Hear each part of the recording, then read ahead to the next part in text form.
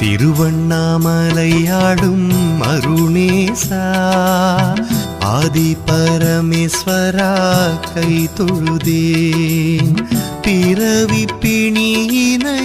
தீர்த்திடையா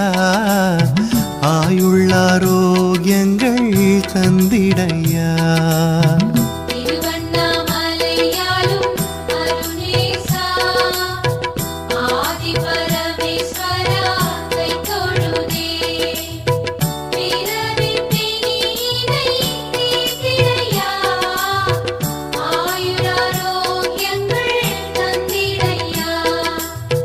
நம சிவாய எனும் மந்திரமே